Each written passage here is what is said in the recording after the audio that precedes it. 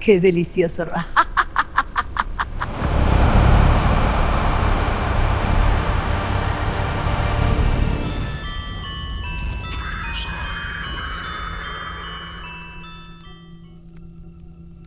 Me llamo Cristian. Tengo 26 años y hasta hace unos pocos meses mi mayor preocupación era que el sueldo de mi trabajo como capturista me alcanzara para pagar la renta de un departamento que apenas tiene lo básico. Vivo en un edificio viejo en el centro, de esos donde los pasillos huelen a humedad estancada, al gas que se le escapa al boiler y a un encierro en donde si no tienes miedo, las ratas que abundan pueden ser tus mejores amigas. Las escaleras de cemento están astilladas y parece que se van a desmoronar en cualquier momento bajo el peso de los vecinos. Y bueno, mi vida era plana, monótona, un ciclo de ir al trabajo, comer algo rápido y dormir. No buscaba problemas, no buscaba aventuras, solo quería que el mundo me dejara en paz. Pero todo cambió cuando puse los ojos en mi vecina del 4B, Elena. Y es que Elena siempre me pareció un misterio que caminaba por los pasillos. Era una mujer de unos 35 años, con una belleza que parecía estar marchitándose por el cansancio. Siempre caminaba rápido, pegada a la pared, mirando al suelo con una actitud de quien espera que le caiga un golpe del cielo en cualquier momento. Sus llaves siempre sonaban en su mano, un sonido nervioso que me avisaba cuando ella estaba cerca. Y en el edificio se decía de todo, porque en esos lugares el chisme es el único deporte nacional. Los vecinos más viejos, esos que llevan décadas ahí viendo pasar la vida por la ventana, murmuraban que Elena era la mujer de un pez gordo de narcotráfico, un tipo pesado que estaba cumpliendo cadena perpetua en un penal de máxima seguridad. Decían que ella vivía de una pensión oculta, que el tipo todavía la controlaba desde adentro. Yo escuchaba los rumores, pero no les daba importancia. Me parecía que la gente era envidiosa. Pues me atraía su silencio, esa forma en la que parecía habitar un mundo aparte, protegida por una muralla de tristeza que yo, en mi arrogancia de joven, pensé que podía derribar. Un día, por puro azar, la ayudé con unas bolsas del mandado que se le habían roto justo en la entrada del edificio, y el contenido rodó por el suelo: latas de atún, un cartón de leche, unas manzanas. Me agaché a ayudarla y nuestras manos se rozaron por un segundo. Ella me dio las gracias con una voz tan suave que apenas la escuché, pero sus ojos me miraron con una intensidad que me dejó helado. Y después de eso, empezamos a saludarnos con más frecuencia. Un saludo en el elevador se convirtió en una plática de 5 minutos en el pasillo, y luego me invitó a tomar un café a su casa. El departamento de Elena era oscuro, con las cortinas siempre cerradas, incluso al mediodía. Olía a incienso y algo que no supe identificar. Pasamos de los cafés a las cenas, y en menos de un mes, yo ya pasaba casi todas mis noches ahí. Me enamoré de ella, o al menos de la idea de ser su salvador. Ella se veía tan frágil, tan necesitada de alguien que le diera un poco de luz, que me entregué por completo sin hacer preguntas, sin cuestionar por qué nunca hablaba de su pasado, o por qué se ponía tensa cada vez que alguien pasaba por el pasillo. Pero todo se fue al carajo una noche de noviembre. Estábamos cenando, el ambiente estaba tranquilo, y de repente, ella empezó a temblar.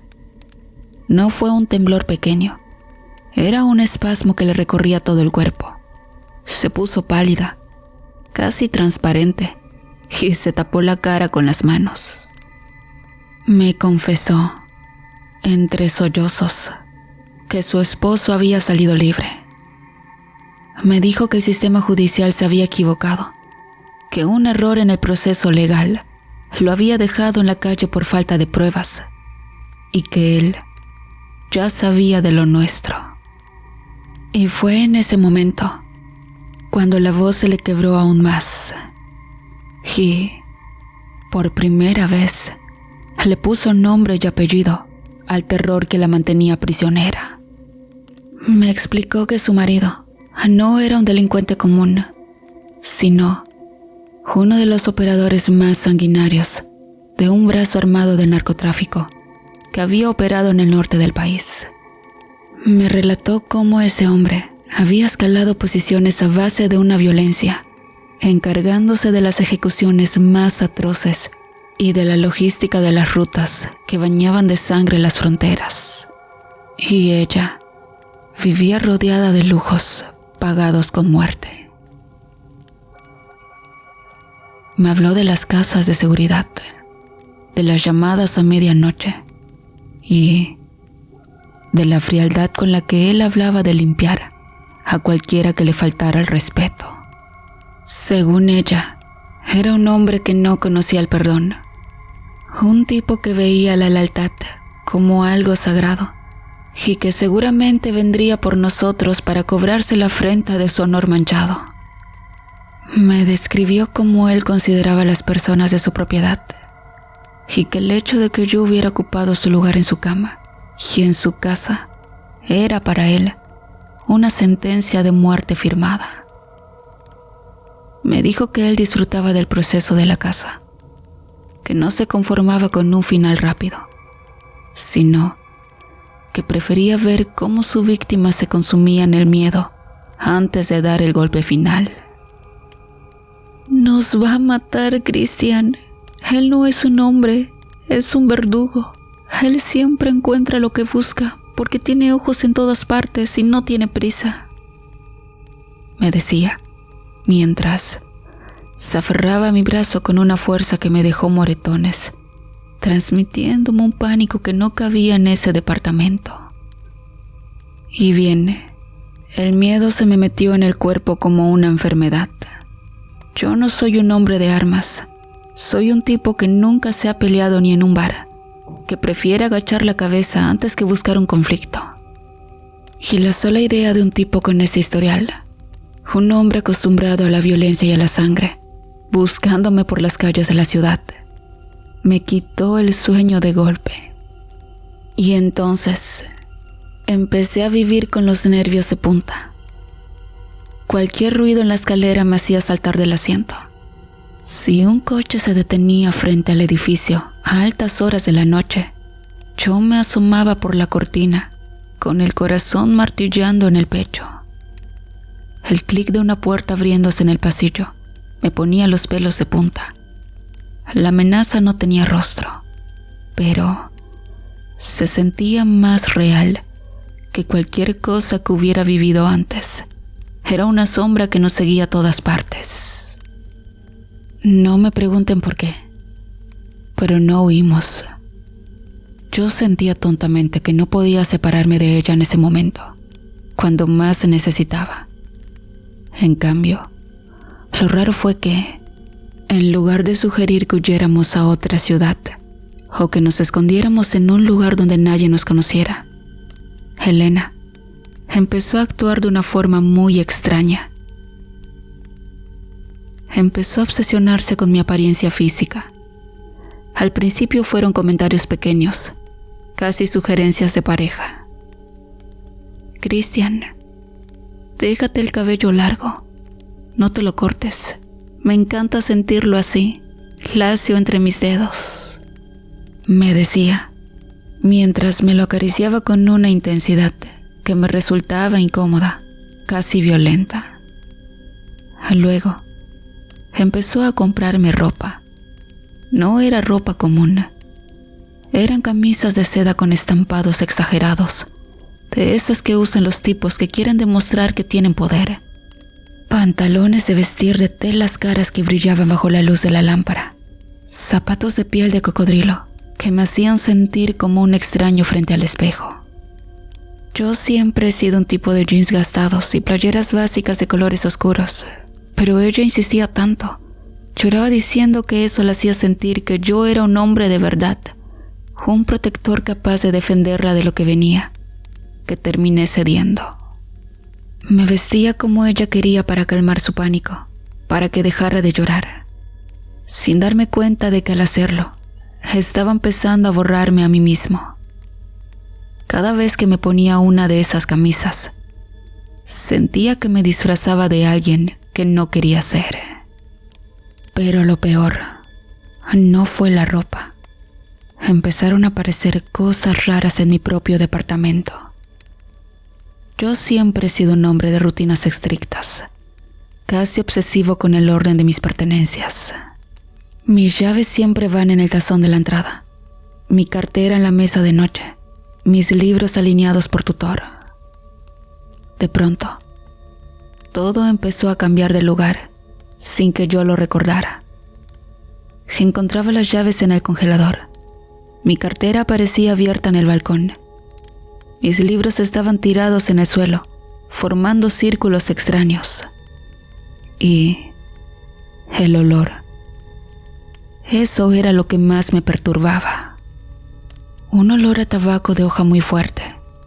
Un aroma rancio que se pegaba a la ropa y a las sábanas. Yo no fumo. Elena tampoco fuma cigarros de ese tipo. Pero ese olor inundaba la sala a las 3 de la mañana, como si alguien hubiera estado ahí fumando durante horas mientras yo dormía. También empecé a despertar con marcas físicas. No eran marcas de golpes comunes. Tenía moretones circulares en las muñecas, como si alguien me hubiera sujetado con una fuerza inhumana para que no me moviera de la cama. Aparecieron rasguños largos en el pecho y en la espalda, líneas rojas que parecían hechas con uñas largas y sucias. Yo intentaba convencerme de que era el estrés, que tal vez me golpeaba dormido o que me rascaba con fuerza en medio de la ansiedad. Pero, en el fondo, sabía que algo no andaba bien. La sensación de que alguien más habitaba mi espacio, de que una presencia invisible caminaba por mi cuarto mientras yo estaba inconsciente, se volvió una rutina diaria. Bajé de peso de forma alarmante y en menos de 2 meses perdí 12 kilos. Mi cara se veía demacrada, mis ojos se hundieron en unas cuencas oscuras y mi piel perdió todo su brillo, volviéndose de un tono grisáceo, casi cadavérico. Tenía pesadillas que se sentían más reales que la vida misma. Soñaba constantemente que estaba en una bodega oscura, con olor a pólvora y humedad. Sentía el impacto de 3 balas en el pecho, uno tras otro. Sentía el calor abrasador de la sangre empapando mi camisa de seda, el dolor agudo del plomo rompiendo mis costillas y el sabor a hierro en la boca. Despertaba gritando, empapado en sudor, con el corazón queriendo salirse del pecho. Y Elena siempre estaba ahí, sentada al borde de la cama, mirándome en la penumbra. Me abrazaba y me decía que todo estaría bien, que ella igual había tenido pesadillas, donde ambos morimos de una forma trágica. Y bueno, la paranoia me llevó al límite. No podía seguir viviendo bajo esa sombra. Y una tarde, mientras ella no estaba, decidí que tenía que saber la verdad. En su buró, encontré una vieja identificación de su esposo. Ahora ya sabía el nombre de quien tanto temía. Usé mis pocos ahorros para pagarle a un contacto que trabaja en los juzgados, a alguien que tiene acceso a los registros del penal. Y le pedí el historial completo del esposo de Elena. Quería saber a qué nos enfrentábamos. Quería entender el peligro para poder combatirlo. Cuando el tipo me entregó el sobre amarillo un par de días después, sentí que el aire se me escapaba de los pulmones. Abrí el sobre en un café lejos del departamento. Las hojas de papel oficial decían la verdad con una frialdad que me dejó helado. El esposo de Elena nunca fue liberado. No hubo ningún error judicial, ni faltas de prueba, ni sobornos de abogados. El hombre había muerto hace 8 meses en una riña multitudinaria dentro de la cárcel de máxima seguridad. Lo habían apuñalado 17 veces y luego, para rematarlo, le prendieron fuego a su celda con él dentro. Y el reporte forense era gráfico y brutal. No había forma de que ese hombre estuviera fuera. Estaba bajo tierra, convertido en cenizas desde hace mucho tiempo. Todo lo que Elena me había contado, todo ese miedo que me había inyectado, era una mentira absoluta, una ficción cuidadosamente construida. Entonces, regresé al departamento sintiendo una rabia que me quemaba las tripas, pero también un terror nuevo, mucho más profundo. La encontré en la sala, a oscuras como siempre. Estaba sentada en el sofá, fumando uno de esos cigarros de hoja que yo tanto odiaba. El humo flotaba en el aire formando figuras caprichosas que parecían dedos alargados.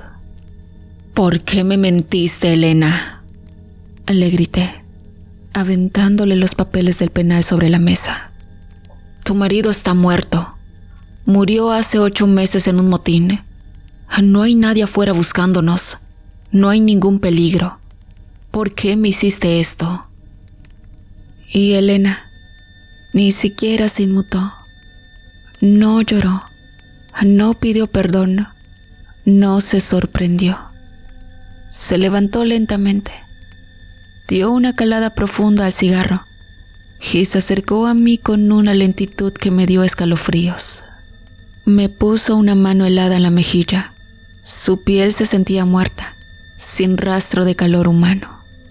No estás entendiendo nada, Cristian, me dijo con una voz que ya no sonaba como la suya, sino más profunda, más rasposa, cargada de una autoridad que no le pertenecía. Él no está muerto si yo decido que no lo esté. El amor, el miedo y la repetición son herramientas poderosas. Pueden abrir puertas que nadie más entiende. Yo no huía de él, Cristian. Yo lo estaba llamando, lo estaba reconstruyendo aquí, en este espacio, en este cuerpo. Necesitaba que tú sintieras su miedo para que tus defensas bajaran. Necesitaba que usaras su ropa para que tu cuerpo recordara su forma. Necesitaba que soñara su muerte para que su espíritu encontrara el camino de regreso. Te estaba usando como un molde, como un envase vacío. En ese preciso momento, el horror me golpeó con toda su fuerza. Todo cobró sentido. Ella me estaba embrujando. Por eso, los objetos movidos, el olor a tabaco, las marcas en mi piel, mi pérdida de peso. Ella no me amaba. Me estaba borrando. Estaba extrayendo mi identidad, mi esencia, para dejar espacio a la personalidad de un criminal asesino. Estaba convirtiéndome en una marioneta de carne para su difunto marido. Yo ya no hablaba como yo, ya no pensaba como yo. Estaba dejando de ser Cristian. Obviamente, salí huyendo de ese departamento con lo puesto. No agarré ropa, no agarré nada. Sentía que mis propios pensamientos ya no me pertenecían, que había una voluntad ajena, violenta y oscura, empujando mi mente hacia un abismo. Y entonces recordé a un brujo blanco que vivía en las afueras de la ciudad. Un viejo llamado Don Fausto, del que mi tío siempre hablaba en las fiestas. Decía que ese hombre sabía de sombras y de esas cosas que se le pegan a uno en la oscuridad. Manejé como un loco hasta llegar a su casa, una construcción humilde de bloques sin pintar en medio de la nada. Don Fausto me vio bajar del coche y ni siquiera me dejó hablar. Sus ojos, nublados por la edad, pero cargados de una sabiduría antigua, se clavaron en los míos. «Traes un muerto amarrado a los huesos, muchacho», me dijo, con una voz que no sonaba nada contenta. «Y esa sombra ya te empezó a comer la cara. Si no lo sacamos hoy, mañana ya no vas a reconocer ni tu propio nombre. El muerto ya tiene un pie adentro y no se quiere ir». Y bien, el proceso de la limpia fue un calvario físico y mental que no se lo deseo a nadie. Don Fausto me metió en un cuarto pequeño, sin ventanas, que olía a incienso viejo, ruda, azufre y aguardiente. Me obligó a quitarme la camisa de seda que me había regalado Elena y me amarró a una silla de madera pesada y empezó a rezar en una lengua que sonaba prehispánica, como si viniera de las entrañas de la tierra. Me pasaba ramos de hierbas amargas por todo el cuerpo con una fuerza que me hacía sangrar la piel. Me rociaba con mezcal y luego soplaba humo de copal directamente sobre mis ojos abiertos. «Sácalo, dile que este cuerpo ya tiene dueño», gritaba el viejo, mientras me golpeaba el pecho con las palmas abiertas, rítmicamente. Yo sentía que algo se me retorcía en las tripas, como si tuviera una serpiente viva dentro del estómago. Me daban ganas de vomitar, de gritar, de romper las cuerdas y atacar al brujo. Escuchaba voces en mi cabeza que no eran mías. Me amenazaban, me prometían poder, dinero y respeto si dejaba que la sombra se quedara. Me decían que Cristian era un débil, un pobre diablo que no merecía vivir, y que él, María Fuerte, era la voz del muerto, la personalidad que Elena había cultivado en mí con tanto cuidado, peleando por no soltar mi cuerpo. Don Fausto me obligó a beber un brebaje negro que sabía horrible. Vomité una sustancia espesa, oscura y brillante, algo que parecía moverse por sí solo en el suelo antes de disolverse. Y saben, comunidad, estuve 3 días en esa casa, sumido en una fiebre que me hacía delirar. Veía al narco frente a mí, con la cara quemada y los ojos llenos de una rabia infinita, intentando meterme los dedos en la boca para volver a entrar en mis pulmones.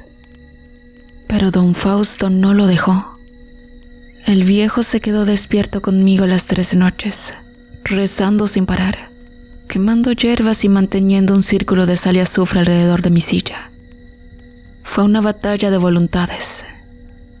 Y al 4.º día, cuando el sol empezó a salir, desperté y el silencio en mi cabeza era absoluto. Por fin estaba solo. Mi cuerpo me pertenecía otra vez. La presión en el pecho había desaparecido. Don Fausto me soltó y me dio un vaso de agua fresca. Me advirtió que no volviera a ver a Elena bajo ninguna circunstancia. Me dijo que ella era el ancla, el vínculo que permitía que esa cosa me encontrara. Si yo permitía que ella me tocara, me hablara, o incluso si yo pensaba en ella con amor, el muerto encontraría la rendija para volverse a meter. Y esta vez ya no habría limpia en el mundo que me salvara. El cuerpo se acostumbra a ser habitado, me dijo, y la segunda vez será más fácil para el invasor.